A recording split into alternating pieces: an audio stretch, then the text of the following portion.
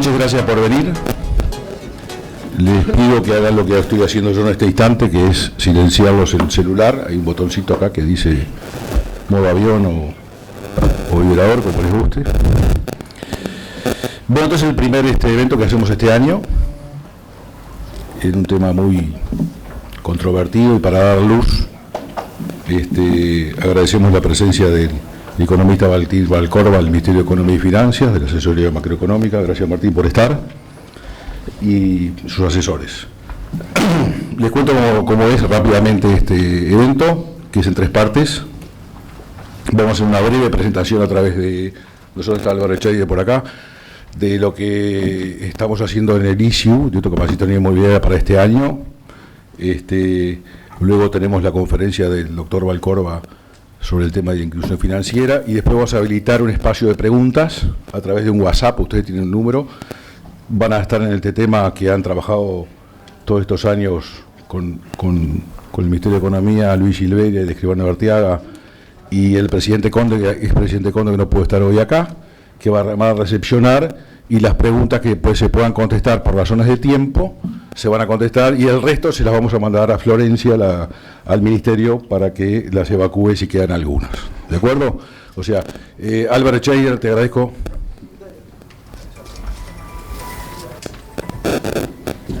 Bueno, buenas tardes, bienvenidos. Seguramente han estado observando en las pantallas la presentación del lanzamiento del Instituto de Capacitación de la Cámara Inmobiliaria Uruguaya. Estamos reactivando el instituto. Brevemente quiero destacar algunas ideas que están allí planteadas para que se las lleven bien registradas. Lo primero es que vamos a desarrollar 3 programas de actuación. Uno es el programa de cursos regulares, lo otro es un programa de estudios y consultoría, y un tercero es de eventos de actualización, porque el instituto pasamos a llamarlo, un poco pomposamente dicen algunos, pero es parte de la ambición de esta nueva etapa, Instituto de Estudios, Capacitación y Actualización Permanente de la Cámara Inmobiliaria Uruguaya.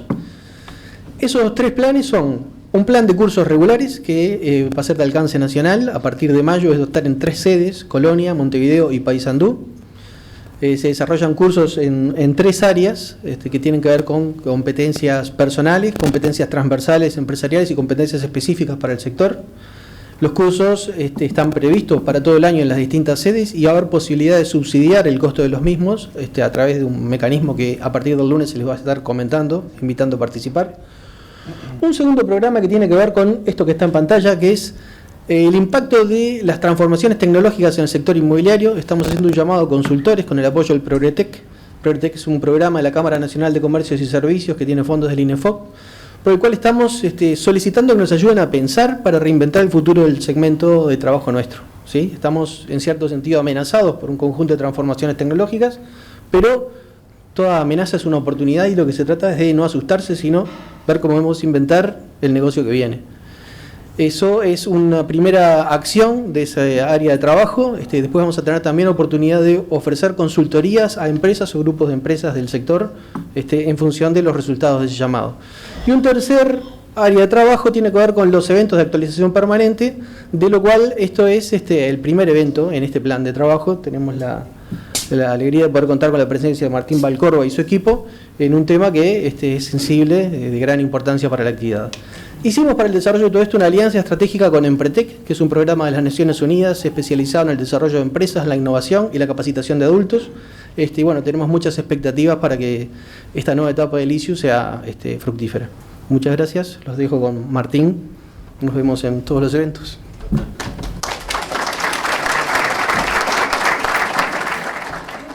Bueno, en primer lugar, un agradecimiento a la Cámara, a las autoridades, por darnos la posibilidad de compartir con todos ustedes este evento y bueno, de alguna manera presentarles desde el ministerio, digamos, de la óptica del Ministerio de Economía y Finanzas, cuáles son las principales transformaciones que en el marco del programa de inclusión financiera se vienen impulsando.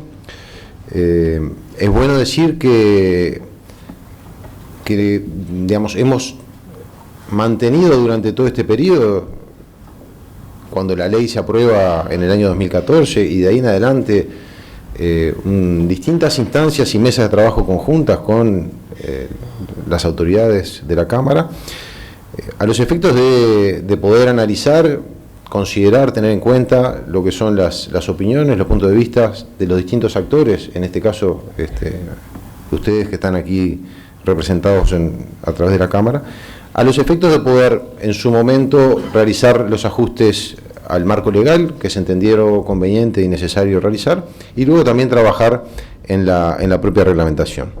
Y más recientemente, recordemos que la reglamentación de los artículos que refieren específicamente a la compraventa de inmuebles fue aprobado a mediados de diciembre del año pasado, pero con posterioridad y previo a la entrada en vigencia de esta norma, también estuvimos intercambiando con la Cámara y con otros actores a los efectos de poder contemplar algunos aspectos que tal vez no habían sido, digamos, tenidos en cuenta en la elaboración del decreto reglamentario y que en el día de hoy los vamos a presentar a los efectos de poner en conocimiento de todos ustedes cuáles son los cambios que estamos previendo introducir, las líneas de trabajo en las cuales venimos actuando.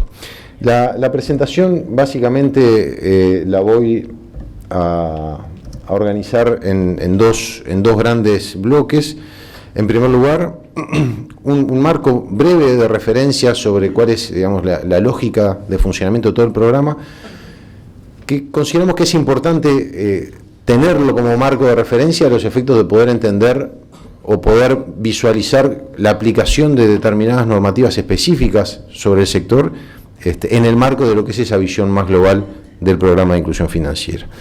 Cuáles son los principales objetivos y cuáles fueron los principales instrumentos, y muy brevemente algunos resultados que de alguna manera también dan pie a o sientan las bases para poder desarrollar los cambios a nivel de la actividad inmobiliaria que están previstos en la Ley de Inclusión Financiera. Y finalmente, digamos, el grueso de la presentación se va a referir a lo que son las disposiciones específicas sobre bienes inmuebles, el marco regulatorio vigente y los cambios que estamos previendo introducir a la brevedad en un decreto que estará saliendo en las próximas semanas. Bien, yendo entonces al marco conceptual, digamos, si la Ley de Inclusión Financiera, seguramente la mayoría de ustedes ha tenido oportunidad de leerla o por lo menos, digamos, tener una primera evaluación. Es una ley muy amplia que abarca múltiples áreas, múltiples temáticas, pero que si tuviéramos que tratar de sintetizar en los principales objetivos que se persiguen con la ley, podríamos resumirlos en dos grandes objetivos que tienen que ver en primer lugar con la universalización del acceso al sistema financiero, permitir que todos aquellos sectores, que todas las personas y todas las empresas puedan hacer uso de un conjunto de servicios financieros básicos, poniendo foco principalmente en aquellos sectores que históricamente han estado excluidos, a nivel de la familia, los sectores de menores ingresos, a nivel de las empresas más, digamos, de menor dimensión económica. Ese es un primer gran objetivo. Podemos decirlo, incluso plantearlo en términos de democratizar el acceso al sistema financiero, permitir que todos podamos acceder efectivamente al sistema financiero y no solo acceder, sino utilizar efectivamente los instrumentos financieros. Y un segundo gran objetivo que tiene que ver con la modernización del sistema de pagos.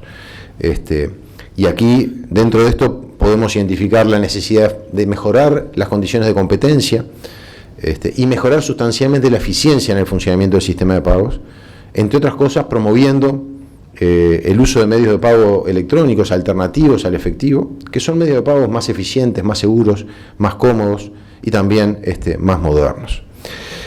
Y en particular, en este marco, una de las preocupaciones centrales que tuvimos y que no hacen, y no las vamos a desarrollar porque no hacen a la operativa de ustedes, estuvo centrado en cómo implementar medidas que permitan que todo este proceso de modernización no deje a nadie por el camino, en particular a los pequeños comercios. Entonces, esos son los dos principales objetivos: universalización en el acceso a los servicios financieros, modernizar el sistema de pagos, pero simultáneamente la implementación de estas transformaciones empieza a generar también otras externalidades positivas que generan digamos, beneficios y que uno podría identificar también como objetivos complementarios. Y dentro de ello podemos señalar, por ejemplo, la contribución a mejorar las condiciones de seguridad, tanto de la población como de los comercios, y también promover mayores niveles de transparencia y de formalización, ¿no? Y aquí nos referimos a aspectos vinculados con la evasión tributaria, con la formalización a nivel del mercado de trabajo y también con mejorar los aspectos vinculados al control del lavado de activos y financiamiento del terrorismo. Y precisamente en este último aspecto es donde se inscriben principalmente las disposiciones que vamos a estar analizando en materia de las transformaciones del sector inmobiliario. Precisamente apuntan fundamentalmente a atender este objetivo complementario que implica mejorar el funcionamiento del sistema en materia de control de lavado de activos y financiamiento del terrorismo. Y al mismo tiempo, otro de los objetivos complementarios, otras de las externalidades que se van generando, es que se promueve la modernización de la economía, en línea con lo que son las tendencias más avanzadas a nivel internacional. Yo le pido disculpas, mi voz no está atravesando por el mejor momento y creo que a lo largo de esta charla cada vez voy a estar un poquito peor, pero bueno, trataremos de llegar con el resto que pueda. Entonces, ¿cómo se avanza en el primer gran objetivo de universalización? Y bueno, fundamentalmente promoviendo el acceso gratuito a un conjunto de instrumentos financieros, cuentas bancarias, instrumentos de dinero electrónico, y esto tiene como uno de los elementos centrales los aspectos vinculados con el pago de remuneraciones, jubilaciones, beneficios sociales, que ha permitido que hoy cualquier trabajador, cualquier pasivo, cualquier persona que reciba un beneficio social pueda acceder a un medio de pago electrónico gratuito, sin ningún costo, sin exigencias adicionales.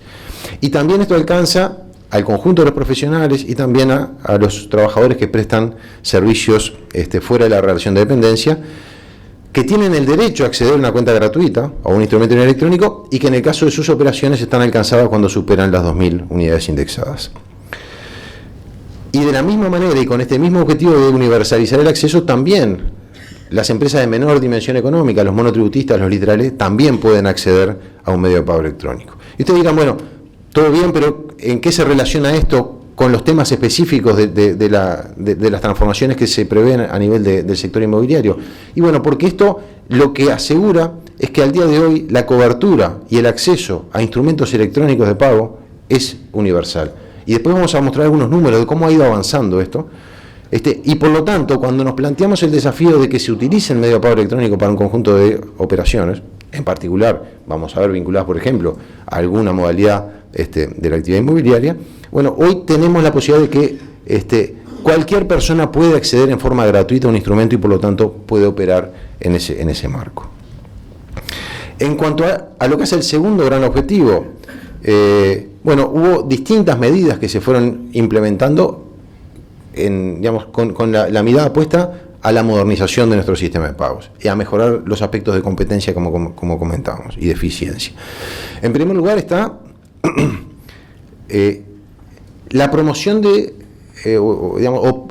promover el surgimiento de un nuevo actor que provea servicios de pago, que compita con los actores bancarios, o sea, un nuevo actor no bancario que compita con los actores tradicionales a nivel del sistema de pago electrónico, que son las instituciones emisoras de dinero electrónico. Y aquí hay toda una regulación, que no vamos a entrar en el detalle, pero que es importante tener en cuenta porque en conjunto con el objetivo anterior, ha permitido que muchísimos uruguayos hoy accedan a un medio de pago electrónico, no bancario, pero sí un instrumento electrónico que cumple con todos los requerimientos para poder ser utilizado en los pagos que están regulados por la ley. Y vamos a ver algunos números de cómo ha tenido un crecimiento muy significativo en la actividad de estos emisores de dinero electrónico. También se reglamentaron la interoperabilidad de las redes de POS.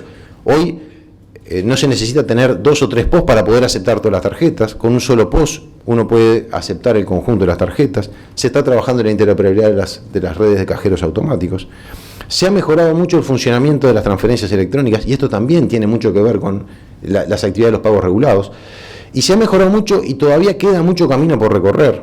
Entre otras cosas, por ejemplo, yendo a un esquema de liquidación en tiempo real, digamos, en lo que hace las transferencias electrónicas, que cuando estemos en esa situación, va a ser un instrumento muy hábil, muy idóneo para poder digamos, realizar los pagos en materia de transacciones inmobiliarias, en los cuales la simultaneidad es un elemento que muchas veces juega un papel central. Entonces se ha avanzado mucho, se ha reducido el costo, hoy es interoperable, hoy entre cualquier institución se puede realizar transferencias a costos reducidos, se han acortado los plazos de liquidación, hay 2 liquidaciones diarias, por lo tanto, si uno hace una transferencia en la mañana, a primera hora de la tarde ya está acreditada, y estamos trabajando junto con el Banco Central para que estas transferencias se realicen en tiempo real, y ese creo que va a ser el próximo cambio bien significativo y que va a tener un impacto importante a la hora de analizar los instrumentos que se pueden utilizar para los pagos que están regulados en esta actividad.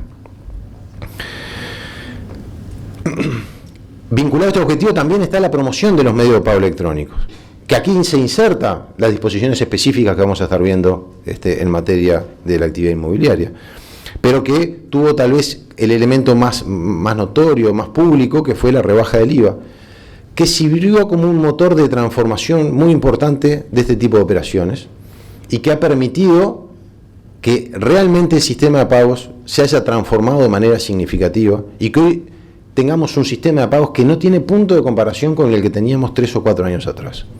No tiene punto de comparación. Las transformaciones han sido muy radicales, muy rápidas, muy profundas, en la dirección de avanzar en la modernización y un funcionamiento más eficiente del sistema. Y vinculado con esto están el conjunto de restricciones al uso del efectivo. En algunos casos también para los cheques, para operaciones de montos elevados, por encima de 40.000 unidades indexadas, con la restricción al uso del efectivo, por encima de 160.000, en algunos casos para el cheque, y también disposiciones específicas vinculadas, por ejemplo, al arrendamiento de inmuebles, a los pagos a proveedor del Estado, a los pagos de impuestos, de tributos nacionales, el caso de los pagos de combustibles en estaciones, dependiendo de la franja horaria, y, por último, las operaciones sobre inmuebles y automóviles, que es sobre lo que nos vamos a estar ocupando en la tarde de hoy. Y para ir terminando esta primera parte de la presentación, yo quería comentar con ustedes algunos indicadores, algunos resultados que ilustran cómo efectivamente hemos tenido en este corto periodo de tiempo notorios avances en la modernización del sistema de pagos, transformaciones muy profundas. Y en la gráfica que ustedes ven a la izquierda y arriba, lo que se observa es el uso de las tarjetas de débito. En las barras, los montos operados, en la línea roja, las cantidades, la cantidad de operaciones.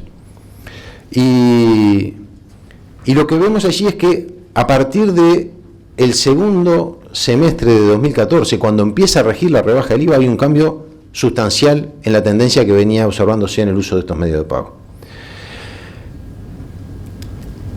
Y en la gráfica del costado, arriba a la derecha, lo que vemos es la evolución de los retiros de efectivo. Y vamos a ver que a pesar de que se ha incorporado muchísima gente al uso del sistema, o sea, hoy tenemos muchísima gente que accede a una tarjeta de débito que la puede usar para retirar efectivo en cajero, pero que también la puede usar para pagar en un comercio, a pesar de esa gran incorporación, que ahora les vamos a mostrar algún número, los retiros de efectivos no han aumentado. Y esto es porque precisamente conjuntamente con la incorporación de estos colectivos al sistema financiero, ha habido un cambio en la tendencia del uso, priorizando el uso de la tarjeta como medio de pago directo en el comercio frente al retiro. Y en las gráficas de abajo, lo que vemos a la izquierda es la evolución del uso de las transferencias interbancarias, de nuevo, con un crecimiento muy significativo en los últimos semestres. Estos datos son semestrales, ¿no? Que es como los publica el Banco Central. Y a la derecha el uso de los cheques. Y de nuevo vemos cómo tenemos tendencias que se contraponen. Los instrumentos más modernos, más eficientes, más seguros, que son los que están del lado de la izquierda, han tenido un crecimiento muy significativo, y los instrumentos más tradicionales, el efectivo y el cheque, que son los que vemos a la derecha, han tenido un retroceso o un estancamiento importante en este último periodo. Perdón. Y finalmente, lo que tiene que ver con el primer objetivo que planteamos, el de la universalización y el acceso, hemos tenido avances muy significativos, permitiendo el acceso sin costo a servicios financieros básicos. Y acá hay algunos datos que me parece que son bien ilustrativos de esta transformación. En este periodo, en los últimos 2 años, se han emitido 700.000 instrumentos de dinero electrónico, sin considerar los de alimentación, los que sustituyeron los viejos tickets de alimentación, que son 250.000 más.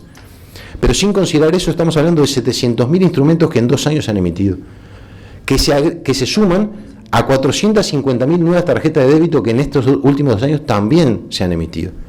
O sea que en solo 2 años hemos tenido un crecimiento en la cantidad de estos instrumentos que se aproxima al 1.200.000 nuevos instrumentos. Acá puede haber duplicaciones, porque muchos de ustedes seguramente tengan más de una tarjeta de débito, o alguno puede tener un instrumento electrónico, una tarjeta de débito. Cuando hablamos de instrumento electrónico, básicamente estamos hablando de una tarjeta prepaga, ¿no? Digamos, para poder ilustrarlo. Si depuramos esas duplicaciones, estamos hablando que hay 800.000 personas que en este periodo se incorporaron al sistema financiero, tanto bancario como no bancario, y que hoy acceden a un medio de pago electrónico. Esto es más del 30% de la población mayor de 15 años. Simplemente como para ilustrar que efectivamente ha habido una transformación muy significativa, y hoy el acceso a estos medios de pago electrónico no es un privilegio de algunos, o de los sectores de clase media y alta de la sociedad, sino que efectivamente hemos logrado que estos instrumentos se generalicen y el acceso pueda ser universal.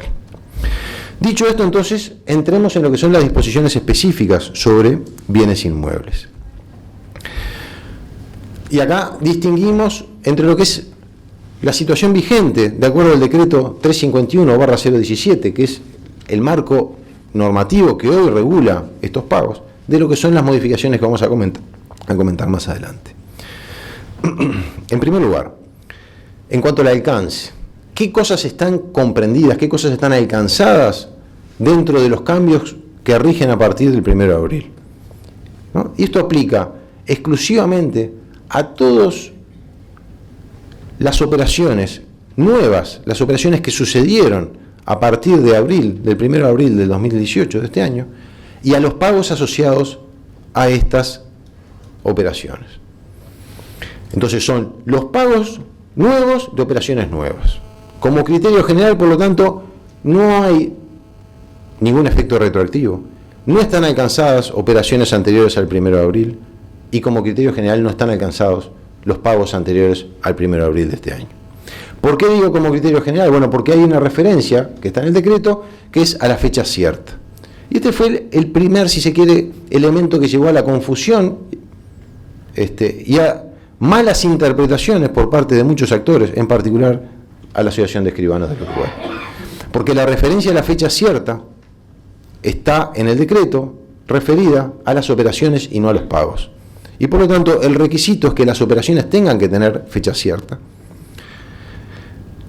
pero los pagos no. Y por lo tanto, todos los pagos anteriores, de acuerdo a la normativa vigente, todos los pagos anteriores a abril del 2018 no están alcanzados por las disposiciones de la ley, sin ninguna excepción. Ese es el marco que tenemos ahora. Otras aclaraciones: no están alcanzados los pagos en especies, no están alcanzados las permutas, sean totales o parciales, no están alcanzados los canjes, muy comunes o comunes en la operativa de ustedes, en la construcción de determinadas unidades, el canje de servicios por la entrega de una unidad. No hay pago en dinero, y la ley lo único que regula es el pago en dinero, y por lo tanto todo lo que no sea pago en dinero no está alcanzado. Cuando hay una permuta no está alcanzada, cuando hay un pago, un canje, por ejemplo, por servicios prestados, tampoco está alcanzado.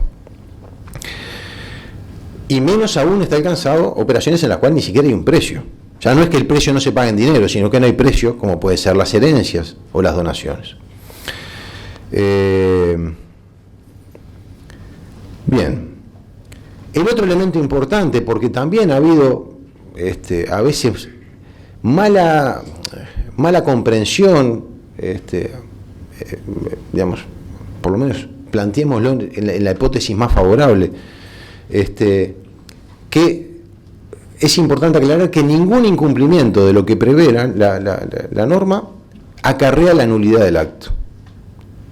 Y por lo tanto, esto que fue una de las cosas que estaba en la primera versión de la ley, pero que fue modificada, entre otras cosas, a partir del trabajo que hicimos con la Cámara, con Ascoma, con los propios escribanos, se modificó y ya hoy la ley establece a título expreso que no hay ninguna nulidad.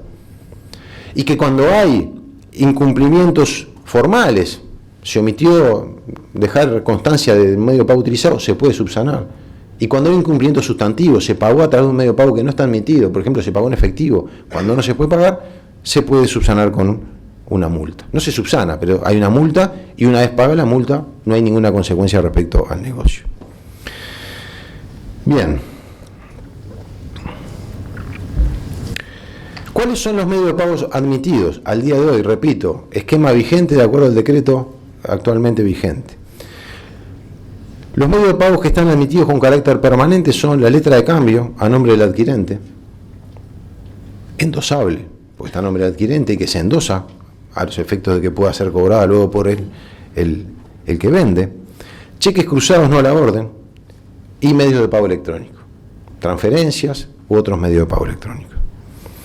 Por lo tanto, la realidad es que no se introducen transformaciones significativas respecto a los medios de pago que hoy se utilizan, en particular en el caso de las actividades inmobiliarias, porque al día de hoy los pagos en efectivo, que esencialmente como instrumento es lo que está, digamos, dejado de lado acá, hoy no se usa. Podemos discutir si en compra-venta de automóviles que valen 6.000, 7.000, 8.000 dólares se paga en efectivo, no, pero en el caso de las actividades inmobiliarias, claramente, no hay un cambio sustantivo respecto a los instrumentos utilizados. Se podrán establecer algunas condiciones adicionales que medios de pago que hoy se usan tienen que cumplir. Por ejemplo, no sirve cualquier letra, es cierto, pero las letras siguen sirviendo. Los cheques tienen que tener determinadas características, es cierto, pero siguen siendo instrumentos válidos.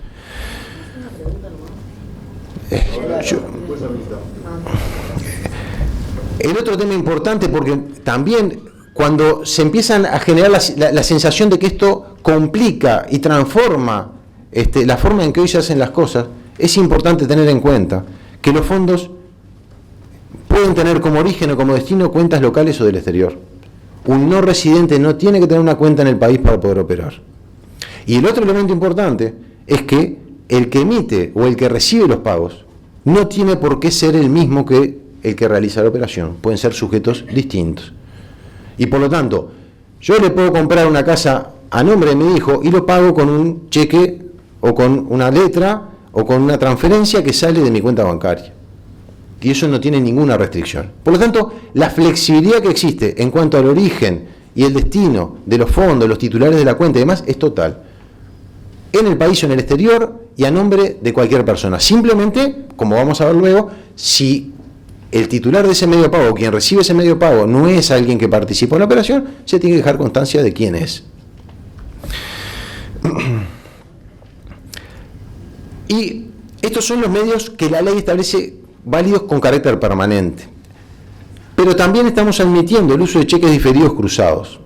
Y acá hay una aclaración que es importante, es decir, en la reglamentación figura que esto es válido hasta diciembre del 2018. Ahora, ¿por qué dice diciembre del 2018? Porque lo estamos homogeneizando con otras disposiciones que establecen características de plazos similares. Ahora, ¿cuál es el espíritu y la lógica de cómo esto se va a implementar? Bueno, estos cheques diferidos, cruzados, que no tengan la condición de no a la orden, se van a poder seguir utilizando hasta tanto dispongamos de un instrumento electrónico que tenga las mismas cualidades que un cheque. O sea, hasta tanto modifiquemos la ley del cheque y habilitemos la existencia de un cheque diferido electrónico, que habilite el endoso y que tenga las mismas cualidades que tiene como título ejecutivo los cheques en papel al día de hoy. Por lo tanto, hasta tanto no tengamos ese instrumento electrónico y hasta tanto ese instrumento electrónico no esté difundido y utilizado de manera generalizada, los cheques diferidos van a poder seguir siendo usados sin que tengan que tener la cláusula de no a la orden. Y por lo tanto no se altera el funcionamiento de la cadena de pagos, que es una de las preocupaciones. Esto aplica acá, a estas actividades, pero aplica a todas el resto de las operaciones en las cuales hay restricciones al uso de los cheques. Cuando existe una operación con saldo de precios, en ese caso, el medio de pago que se admite es la acreditación en cuenta o en instrumento de dinero electrónico, identificando la naturaleza del pago. De la misma manera que hoy se hace, por ejemplo, con los arrendamientos. Y acá la operativa es muy similar al caso de los arrendamientos. La cuenta o el instrumento tiene que estar identificado en el instrumento que documenta la operación. Eso sí tiene que figurar cuál es la cuenta a la cual se va a acreditar.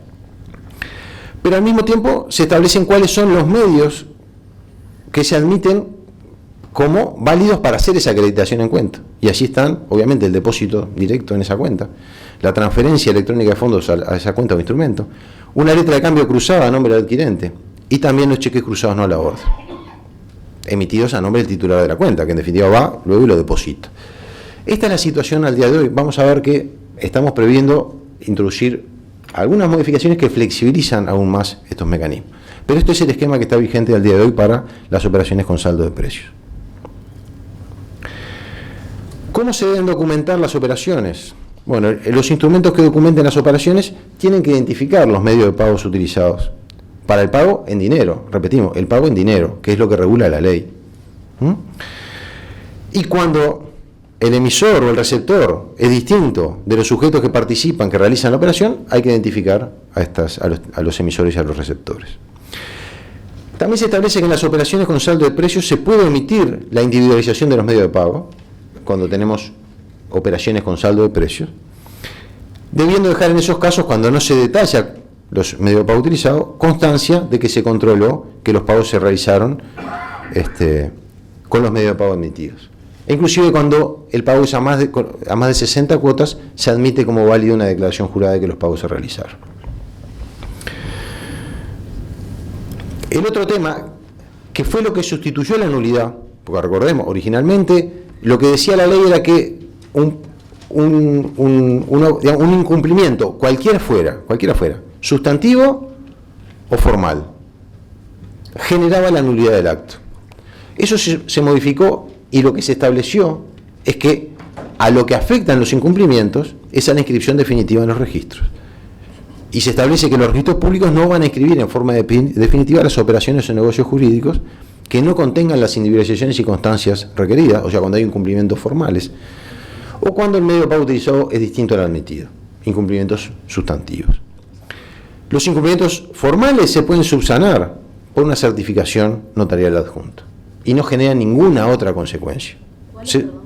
Los formales, cuando se omitió, por ejemplo, el medio de pago utilizado, o cuando se omitió poner si el titular, quien recibe o quien emite el medio de pago es una persona diferente al que participa en el negocio. Son incumplimientos formales, sustantivos, no sustantivos, no hay ningún apartamiento de una norma de fondo, simplemente hay una omisión, como hoy puede suceder cuando no se deja constancia de los controles en materia, por ejemplo, de contribución inmobiliaria, y que ya hoy se subsanan con una certificación notarial adjunta. Esto no cambia lo que es la práctica habitual cuando hay un incumplimiento formal.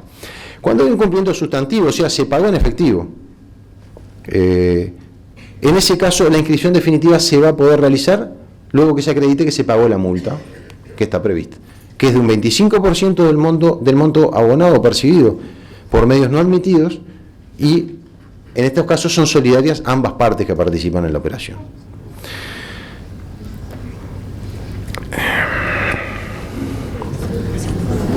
Iba a decir algo y se me olvidó, pero son los años, a esta altura ya me voy a acordar.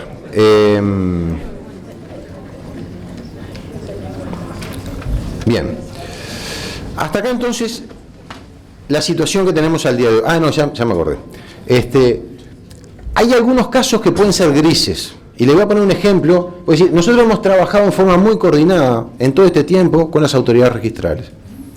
Y de hecho, las autoridades registrales nos han trasladado muchas veces consultas que les llegan y que ellos entienden que es necesario coordinar cuál es la respuesta más adecuada. Voy a poner un ejemplo. Una operación, por ejemplo, la compraventa de inmuebles, se paga con un cheque cruzado, común, que no tiene la cláusula no a la orden. Entonces, uno podría decir, acá hay un incumplimiento sustantivo, en principio, porque se está utilizando un medio de pago que no es admitido, porque los cheques comunes tienen que ser con la cláusula de no la orden. Ahora, ¿cuál es la interpretación de esta norma y de cualquier otra norma? Que tiene que ver con lo que es el espíritu que se busca. Si ese cheque que se le omitió poner la cláusula no a la orden, se depositó en la cuenta de la persona a la cual se había librado el cheque, a todos los efectos, tuvo las mismas consecuencias que si el cheque hubiera sido no a la orden. Y por lo tanto, lo que hemos consensuado con las autoridades del registro es que ese es un caso de un incumplimiento formal. Y que cómo se subsana, aclarando por certificación de autoridad adjunta, de que ese cheque se depositó en la cuenta del titular, digamos, a nombre de quien estaba librado el cheque, y que por lo tanto cumplió con las sustancias previstas para los cheques no a la orden. Entonces, es decir, ese es el espíritu con el cual hoy se está trabajando en estos temas. Entonces, ¿cuándo hay un incumplimiento sustantivo? Cuando se utilizan medios de pago que no son admitidos, básicamente el efectivo. O cuando uno cobra con un cheque y ese cheque se endosa y empieza a circular, porque claramente acá hay un objetivo de que ese cheque no circule. Y de vuelta, podremos estar de acuerdo o no, pero eso es lo que prevé la norma. Entonces, cuando hay apartamentos sustantivos respecto a ese extremo, hay un incumplimiento sustantivo. Si lo que hay son cuestiones formales, se pueden subsanar. Bien, eso es entonces la situación al día de hoy. ¿Cuáles son los cambios que estamos previendo al decreto 351? Que de hecho hemos también intercambiado con las autoridades de la Cámara digamos, los cambios que estábamos previendo. Y a partir de esos intercambios con la Cámara y con otros actores, hemos ido también realizando ajustes sobre esas primeras versiones. Entonces, lo que hoy le vamos a presentar es lo que va a salir como decreto en las próximas semanas. Hemos trabajado hasta el día de hoy en terminar de definir algunos aspectos que hacen a la casuística, que es muy amplia, de estos negocios. Cuando digo esto, son los inmobiliarios, los de automóviles y los pagos de montos elevados en general. Primero, vamos a estar ampliando el menú de instrumentos admitidos, como primer gran modificación. Ahora vamos a ver en qué dirección. En segundo lugar, vamos a establecer para los pagos de montos elevados, efectuados antes del 1 de abril del 2018, de operaciones que están alcanzadas, la necesidad de adquirir fecha cierta antes del 31 de diciembre del 2018. Entonces, ustedes recuerden, yo les dije, hasta ahora, para los pagos anteriores al 1 de abril, no hay ninguna exigencia. No hay exigencia de fecha cierta. Esa es la situación que tenemos al día de hoy. Lo que estamos previendo es que para los pagos de montos elevados va a ser necesario otorgarle fecha cierta antes del 31 de diciembre, para el cual vamos a contar con más de 7 meses para poder realizarlo. Pero vamos a ver con un poquito más de detalles estos cambios. En tercer lugar, vamos a ampliar los criterios que permiten acreditar fehacientemente la fecha de las operaciones otorgadas antes del 1 de abril de 2018. De vuelta, recordemos, la situación al día de hoy es que se exige fecha cierta. Y se nos han planteado varios casos, a veces más vinculados a automóviles, por ejemplo las facturas, que no tienen fecha cierta. Y algunos otros casos que vamos a comentar ahora. Y por lo tanto, la idea es flexibilizar este criterio de fecha cierta y admitir que pueda haber una fecha que se acredite la fecha a través de otros instrumentos.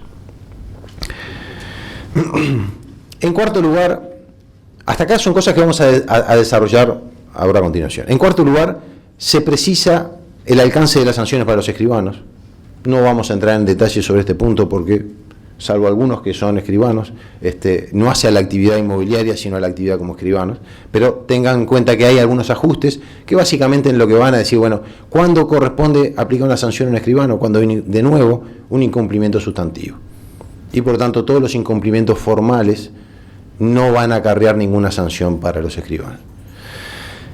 Y en quinto lugar, hay una disposición que aplica fundamentalmente para el sector de automóviles, que es que se exceptúa durante el 2018 las operaciones de vehículos que están en stock. Básicamente aquellos vehículos que se recibieron con carta poder y que están en poder de las automotoras. Y por lo tanto hay también un tratamiento específico para esos casos. No vamos a entrar en detalle sobre estas normas porque eso lo vamos a hacer la semana que viene cuando vayamos a ASCOMA. Bien, sobre el primer punto, ampliación del menú de instrumentos admitidos. Se va a admitir el pago de las operaciones a través de acreditación en cuenta. Al día de hoy, la acreditación en cuenta está solo para el saldo de precio, no está habilitado para el pago de las operaciones. Se va a admitir las letras de cambio a nombre del escribano, por hasta el monto que le hubiera sido entregado como seña, por ejemplo, con medios admitidos. Esto es importante decir, las señas no integran el pago, digamos, del precio, y por lo tanto no están alcanzados por las disposiciones de la ley. Uno puede ir y pagar una seña de $10.000 en efectivo, y no está prohibido. Lo que estamos diciendo acá es que cuando la seña se integra por los medios admitidos, se le va a permitir al escribano que libre una letra a nombre del propio escribano. ¿Perdón? Estos son cambios que se van a introducir. Dice que está esperando un decreto que crece. Sí. No es necesario que espere, porque en definitiva no lo restringe, pero lo podemos ver después con un poquito más de detalle. Pero sí, efectivamente, es algo que todavía no está vigente. Se va a admitir el pago en efectivo por hasta 8.000 unidades indexadas, aproximadamente $1.000. ¿Esto a qué responde? Bueno, por ejemplo, a lo que puede ser en automóviles el pago de una seña, que se integra el pago del precio. O muchas veces en las actividades inmobiliarias cuando puede haber diferencias por cotizaciones, por liquidaciones de impuestos y demás, que hay pequeños, digamos, pagos pequeños que se va a admitir que se puedan hacer en efectivo. Originalmente lo que nos fue solicitado fue como referencia un monto de $500 y bueno, hemos ido un poco más allá, hemos sido un poquito más flexibles y se van a admitir pagos de hasta $1.000 en efectivo. Y también se va a admitir las retenciones que el escribano efectúe para la cancelación de obligaciones tributarias, gravámenes e interdicciones, o cualquier otra deuda o gasto vinculado a la operación. Y por lo tanto esto va a poder formar parte de la cláusula de pago. Y eso que retiene el escribano va a formar parte del pago. Por ejemplo, podrá surgir de lo que se entregó como seña, digamos, en definitiva, lo que sea, ¿no? Eso entonces en cuanto a la flexibilización de los medios de pagos que se van a admitir más adelante cuando este decreto esté aprobado. En segundo lugar, en cuanto a la acreditación de fecha cierta para pagos de montos elevados, nosotros, y esto también fue planteado en las reuniones que tuvimos con los distintos actores, hoy tenemos una ventana que es muy grande. Cualquier pago anterior al 1 de abril es admitido, sin ningún requerimiento de fecha cierta ni nada. Y por lo tanto, un documento privado entre partes que diga que el pago se efectuó antes del 1 de abril es válido. Y este es un mecanismo que potencialmente permite vulnerar lo que es el espíritu de la norma y por lo tanto entendimos necesario que esa ventana se achicara y que para pagos de montos elevados esos pagos previos al 1 de abril tengan que tener una fecha cierta, digamos, dando un plazo hasta el 31 de diciembre. Entonces, se va a otorgar hasta el 31 de diciembre, entonces para aquellos pagos que superen las 160.000 unidades indexadas, aproximadamente $20.000, que correspondan a operaciones alcanzadas que adquieran fecha cierta. Esto es más o menos la redacción que tiene el decreto que va a ser emitido, los pagos efectuados con anterior al 1 de abril de 2018, correspondientes a operaciones que estén alcanzadas. Ahí la redacción es un poco más amplia, pero hace referencia a incisos y demás, ¿no? Que en conjunto superen el equivalente a 160.000 unidades indexadas, deberán adquirir fecha cierta ante el 31 de diciembre de 2018 a efectos de poder acreditar fehacientemente la fecha de pago. Cuando la suma de estos pagos no supere el referido monto, no se da aplicación dicha exigencia. Por lo tanto, primer cambio, que es importante tenerlo en cuenta, todos esos pagos previos al 1 de abril van a tener que superen los $20.000, van a tener que adquirir fecha cierta hasta el 31 de diciembre para que puedan acreditar fehacientemente que ese pago se hizo antes de esa fecha. Claro está que cuando se le da fecha cierta, no se le da fecha cierta el 1 de abril, se le da fecha cierta cuando se protocoliza, pero en definitiva esa es la ventana que abrimos hasta el 31 de diciembre para que esto se pueda regularizar. En tercer lugar, se amplían los negocios que no están alcanzados por la LIF, y acá por la Ley de Inclusión Financiera. Y acá, recordemos, la situación al día de hoy exige que la operación tenga fecha cierta. Y acá vamos en dirección contraria a la que comentamos recién para los pagos. En el caso de los pagos, entendimos que era necesario establecer para los pagos de montos elevados un periodo ventana para que se regularice. En el caso de las operaciones que hoy exigen fecha cierta, también se va a permitir que esas operaciones anteriores al 1 de abril quedan excluidas cuando la fecha surja de alguno de los siguientes instrumentos que están detallados allí. Por ejemplo, cuando se trata de un comprobante fiscal admitido por la Dirección General Impositiva, una factura. Una factura anterior al 1 de abril acredita fehacientemente que la fecha es anterior al 1 de abril, aunque no tenga fecha cierta. En segundo lugar, documentos en que una de las partes que intervenga sea una persona pública no estatal, por ejemplo, MEVIR. ¿Por qué es esto? Porque si es una persona pública, la intervención de la persona pública le otorga fecha cierta. Pero si es una persona pública no estatal, que en el caso inmobiliario, MEVIR, podemos tener casos en los cuales situaciones de tipo se dan, porque primero se paga y recién después se hace la escritura, también estamos admitiendo esos documentos. Y también documentos auténticos de acuerdo a lo preceptuado en el artículo 1581 del Código Civil, o sea, aquellos que, por ejemplo, tengan una certificación notarial. Y por lo tanto, un boleto de reserva que tenga certificación notarial también va a adquirir fecha fehaciente previa al 1 de abril y no van a estar alcanzadas esas operaciones, flexibilizando el criterio que rige hoy, que exige la fecha cierta. Por lo tanto, para tratar de aclarar el alcance de la norma proyectada, repito, para no generar confusiones, esto no es lo que está vigente hoy, esto es lo que está previsto que rija una vez que se modifique el decreto. Allí nosotros dividimos por un lado en lo que son operaciones y por otro lado pagos. En la parte superior las operaciones, divididas entre las operaciones previas al 1 de abril y las operaciones posteriores al 1 de abril. Y en las filas, los pagos, de nuevo, previos al 1 de abril o posteriores al 1 de abril. Cuando se trate de operaciones previas al 1 de abril, con fecha acreditable, por cualquiera de estas vías que comentamos hoy, no solo fecha cierta, sino los demás instrumentos que comentamos recién, todos los pagos no están alcanzados, sean previos o posteriores al 1 de abril.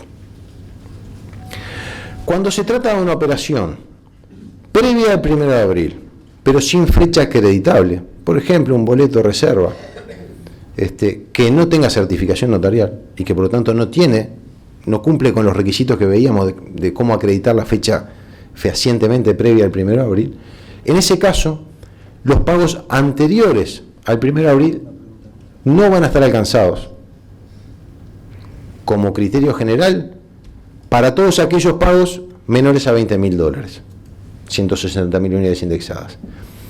Si superan los 160.000 unidades indexadas, o sea, perdón, estoy diciendo cualquier número, 20.000, no, está mal, son $20.000, 160.000 unidades indexadas, ¿no? Lo estaba diciendo bien, pero cuando lo leí me generó la confusión. Entonces, repito, pagos previos al 1 de abril, sin fecha acreditable, si los pagos son menores a $20.000, no están alcanzados. Si los pagos superan los $20.000, van a tener que acreditar fecha cierta, y para eso tienen un plazo hasta el 31 de diciembre. Y en estos casos, los pagos posteriores al 1 de abril sí están alcanzados, a diferencia de las otras operaciones que acreditaban una fecha, veamos, fehacientemente previa al 1 de abril. En el caso de las operaciones posteriores al 1 de abril, los pagos previos se rigen por el mismo criterio. Menores a $20.000 no están alcanzados. Mayores a $20.000 tienen que adquirir fecha cierta antes del 31 de diciembre. Y los pagos posteriores sí están alcanzados. Esto, de alguna manera, nos parece que de repente ayuda a ilustrar gráficamente las distintas situaciones que pueden estarse dando en función de la fecha de la operación, de si las operaciones previas al 1 de abril tienen una fecha acreditable o no, y en función de la fecha también de los pagos. Bueno, y para ir terminando, algunos comentarios finales y damos espacio a las preguntas. Nos parece importante destacar que, en nuestra opinión, no hay cambios sustantivos en la forma en que actualmente se realizan los pagos en esta actividad, en la actividad inmobiliaria. Los únicos cambios van a referir a que no se puede usar efectivo y que los instrumentos que se utilicen deben depositarse, básicamente como los cambios fundamentales. Ya no se va a poder cobrar en el mostrador, sino que va a haber que depositarlo en una cuenta o en un instrumento electrónico. Pero teniendo en cuenta los datos que presentamos hoy, que tenemos 800.000 uruguayos que se han incorporado y que hoy tienen la posibilidad de hacerlo. Y que los que no están, los que todavía no lo han hecho, igualmente tienen la posibilidad de acceder a un instrumento de dinero electrónico gratuito. Y que por lo tanto esto no va a ser un problema. Y por lo tanto entendemos que la actividad del sector inmobiliario no se debiera ver afectada por estas disposiciones. Pero sobre la base de información clara. Y por eso me parece que este evento para mí es muy importante porque nos permite tener este contacto directo y aclarar estos puntos, porque ha habido mucha mala información en todo este periodo. El otro elemento es que no se modifican las exigencias en materia de control de lavado de activos. La ley de inclusión financiera no tiene nada que ver con los temas de lavado.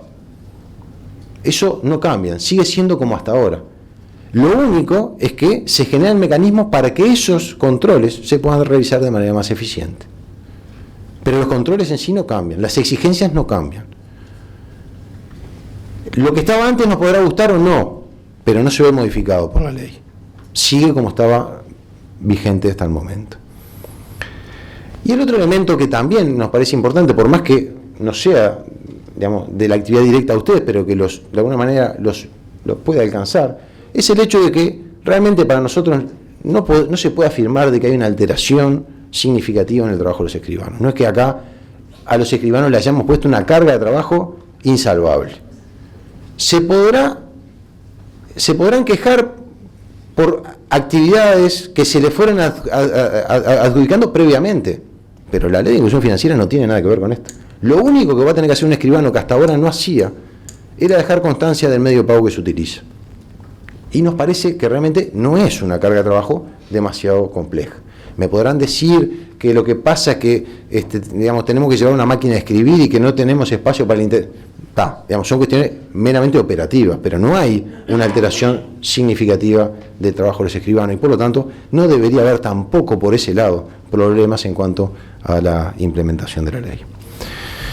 Bueno, esto era lo que teníamos previsto comentar con ustedes. Ahí tenemos la dirección de la página web del programa, en el cual van a poder encontrar información al respecto y también la posibilidad de realizar consultas en los casos en los cuales lo consideren necesario.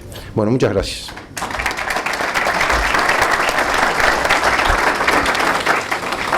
Agradecemos al economista Martín Valcórova esta clara exposición que nos ha dado. Sí estamos vinculados mucho a los escribanos.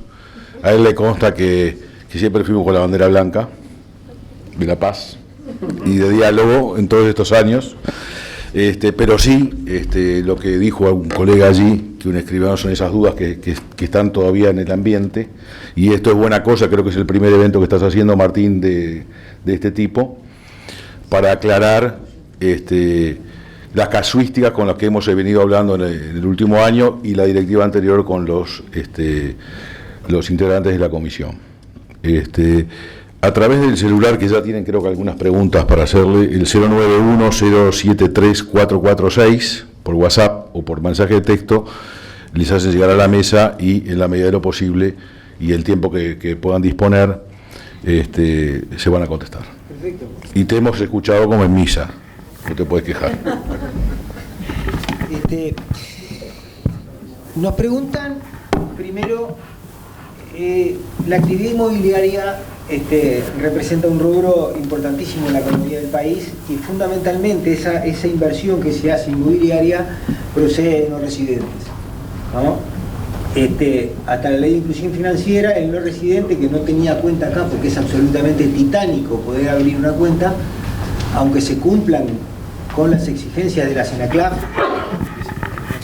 en lo que corresponde a las debidas diligencias, origen de los fondos, etcétera, nos encontramos con esta pregunta, Martín, y es que un no residente quiere comprar un inmueble y ¿a quién gira la cuenta? ¿Al propietario directo, al escribano interviniente o al operador que esté interviniendo?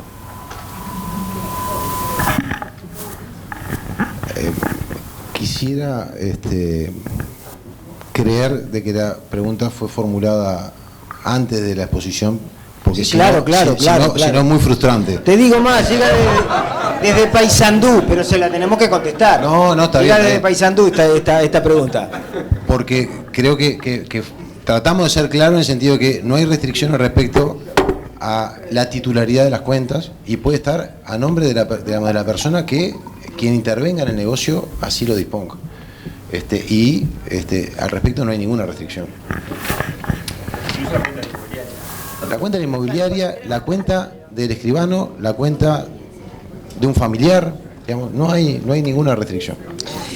La otra pregunta nosotros la hemos hecho en reiteradas oportunidades, tenemos la contestación, pero digo, es bueno que reciban y la aclare el economista Valcórdoba. Es por qué el umbral de las 4.000 UI solamente. 40.000 UI. No. 4.000 UI, cuando decimos 4.000 unidades indexadas en lo que se refiere a efectivo. Eso fue lo que dijo Martín, que, digamos, Martín comentó recién que eso se había aumentado de $500 a $1.000. Él está hablando de la seña en dinero. ¿Es esa la pregunta? De lo que nosotros sabemos de habilitar el pago en efectivo. Claro, de pago en efectivo, claro, que estaba previsto. No es hasta 4.000 UI. Martín comentó ahora en la presentación que es eso que se había llegó del ministerio. Ese era el borrador que nosotros circulamos con ustedes y que, como Martín ahora decía, nosotros aumentamos y fuimos algo más generosos de lo que se nos había pedido. Sobre todo los 4.000 UI habían surgido de parte de Ascoma, básicamente, y los llevamos a $1.000, digamos, que son estas 8.000 UI, con el objetivo de contemplar la posibilidad de que a veces cuando se celebran operaciones, en el momento hay cambios en la cotización del valor del dólar, en la cotización del valor de la unidad indexada cuando se toma un crédito, y para poder, eventualmente cambió y se acumuló un mes más de lo que debía de contribución inmobiliaria, lo que fuera, y nosotros entendemos que $1.000, que son unos 30.000 pesos, deberían ser suficientes para cubrir esas diferencias de cotizaciones. Y por eso vamos a estar habilitando la entrega en dinero para que integre el precio de las operaciones hasta estas 8.000 unidades indexadas. Ya te hacemos llegar las otras. Un agregado, perdón, a lo que decía Florencia, que me parece importante resaltar, que es que además de admitir, en este caso, hasta 8.000 unidades indexadas estrictamente en efectivo, se habilita como medio válido de pago la acreditación en cuenta, lo cual no es menor, porque puede ser acreditación en cuenta de efectivo. Entonces, si se quiere solucionar fácilmente una diferencia o algo, simplemente se puede acreditar en la cuenta incluso un monto mayor a 8.000 unidades indexadas que bueno, de repente para saldar ese tipo de situaciones a las que hacíamos referencia. Aprovecho y aclaro que cuando hablamos de acreditación en cuenta, naturalmente hay una serie de instrumentos que nosotros comentamos en la presentación, también la posibilidad de hacer el depósito directo. Pero cuando hablamos del depósito directo, no es solo en el mostrador del banco. Hoy cada vez más los bancos, y cada vez más en el futuro va a ser así, habilitan la posibilidad de realizar depósitos en corresponsales. Y en general, Habitat Repagos para muchas instituciones financieras ya operan como corresponsales que se pueden hacer depósitos. Y por lo tanto, también los depósitos en efectivos en esas redes, actuando como corresponsales, estarían admitidos como un medio válido. ¿Tienes la pregunta ahí, Guillermo? Ahí va. De las que vinieron por WhatsApp. En una compraventa, en la integración del precio, ¿se puede incluir un cheque cruzado no a la orden de un tercero? Está. En caso de afirmativo, ¿cómo hacemos nosotros el control del origen de los fondos cuando los enteramos en el mismo momento? Es decir, a la primera pregunta sí, se puede.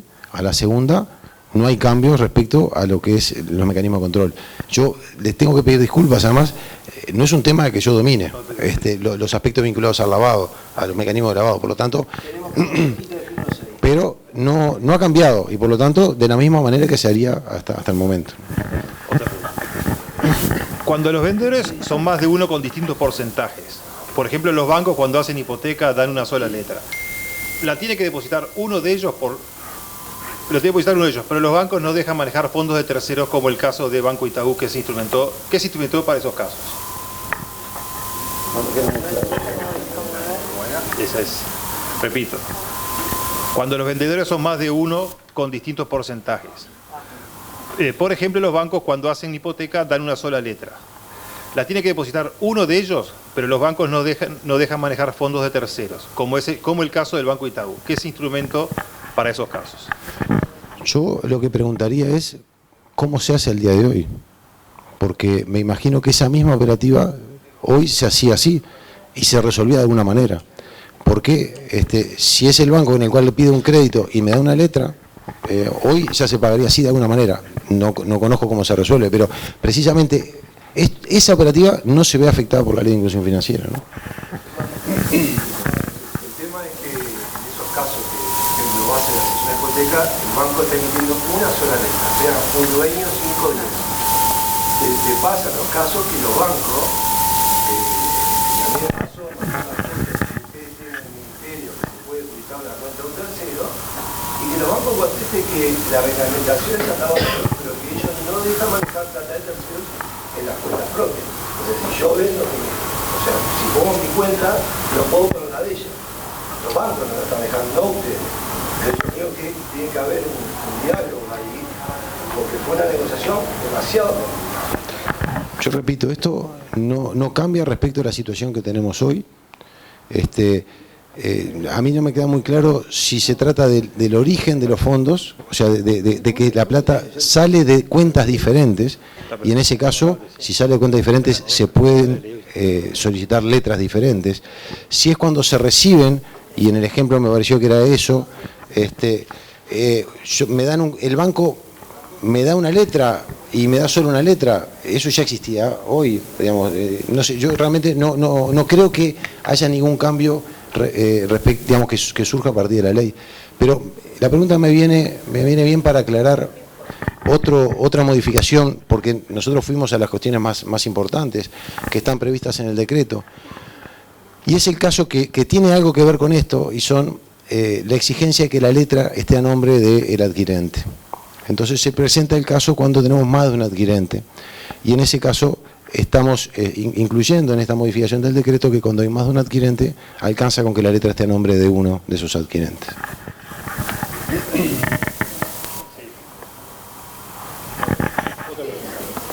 Acreditar el saldo de precio por transferencia bancaria, por ejemplo, del Banco Hipotecario al Banco República, ¿tiene efecto cancelatorio?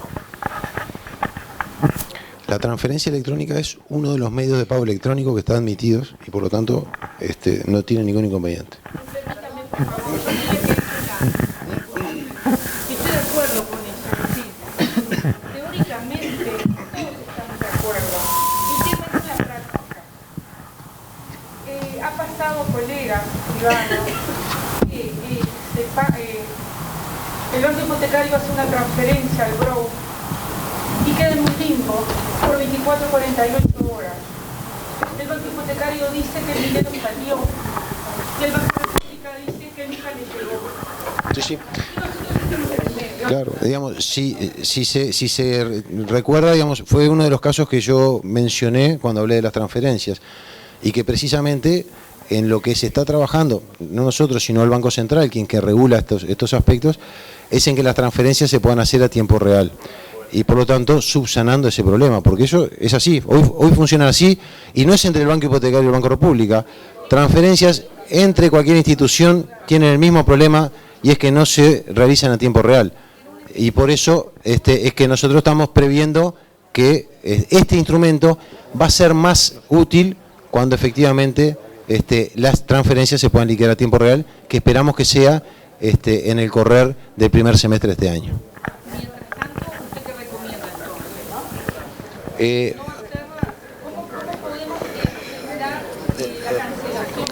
A ver, la ley no obliga a usar transferencias y por lo tanto es lo mismo que antes.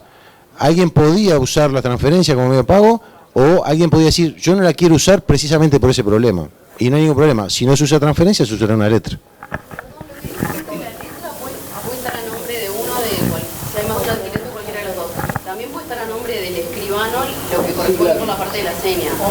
Sí. Estas son cosas que van a estar en la modificación. Bueno, nosotros dejamos abierto el tema de las preguntas para que las hagan llegar a Secretaría. y desde la Secretaría y del economista Valcórdoba, todas aquellas preguntas que vayan a llegar a Secretaría de la Cámara van a ser transferidas a ellos y ellos nos las van a estar contestando debidamente. Asimismo, quiero decirles que en esta comisión de trabajo y por orden de la directiva y de Ananiquian, nuestro presidente, se está trabajando también para reunirnos con el Banco Central, con la Asociación de Bancos, para ir justamente poder pulir todas estas cosas que se nos están presentando. Desde el abrir una cuenta de no residente, algunos bancos que no otorgan letras, y que son todos piedras en el camino que se nos presentan en el quehacer y en el diario de negociación que tenemos. La Cámara va a seguir trabajando con eso, y quizás ya la semana próxima estemos juntándonos para ello, ¿tá? Y después se les va a estar informando también, dijo Martín que él no estaba en ese tema, que es con respecto a la nueva reglamentación de la Secretaría de Lavado, la cual vamos a tener que ayornarnos todos, porque hay cambios, no diría sustanciales, pero muy importantes para poder llevar a cabo. Gracias a todos por venir, gracias al economista y al equipo de trabajo. La presentación queda disponible, la van a recibir todos en el WhatsApp o en el mail, y nos vemos en el próximo evento. Muchas gracias. Te vas hasta aplaudido, mirá vos. Porque tenés mala prensa.